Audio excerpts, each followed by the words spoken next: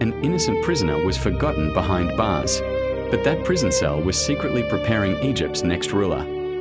Joseph had done the right thing. He refused the advances of Potiphar's wife because he would not sin against God. Yet, he was falsely accused and thrown into Pharaoh's prison. To everyone else, Joseph's life looked ruined.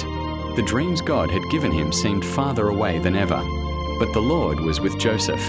The prison keeper saw his faithfulness and placed him in charge of the other prisoners. Whatever Joseph did, the Lord made it prosper. One day, Pharaoh's chief cupbearer and chief baker were imprisoned. That night, each man had a troubling dream. The next morning, Joseph noticed they were distressed and asked, "Why do you look so troubled today?"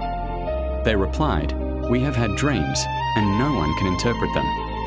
Joseph answered, "Do not interpretations belong to God? Tell me your dreams." The cupbearer described a vine with 3 branches that produced ripe grapes. Joseph said, "In 3 days Pharaoh will restore you to your position." Then Joseph pleaded, "When you are restored, please remember me before Pharaoh. I have done nothing to deserve this prison."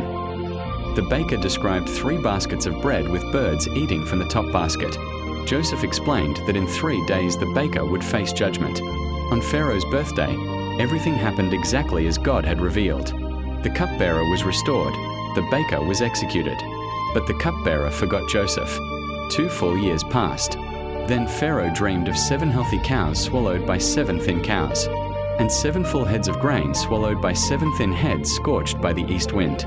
None of Egypt's wise men could explain the dreams. Then the cupbearer finally remembered Joseph. Joseph was brought from prison, shaved, dressed in clean clothes, and taken before Pharaoh. Pharaoh said, "I hear you can interpret dreams." Joseph replied, "I cannot, but God will give Pharaoh the answer." God revealed that 7 years of abundance would be followed by 7 years of severe famine. Joseph advised Pharaoh to store grain during the years of plenty. Pharaoh saw that God's Spirit was with Joseph.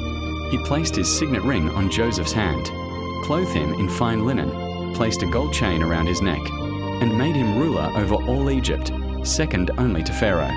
In one day, Joseph went from a prison cell to the palace. What looked like God's delay was actually God's preparation. The God who was with Joseph in prison was faithful to fulfill every promise He had made.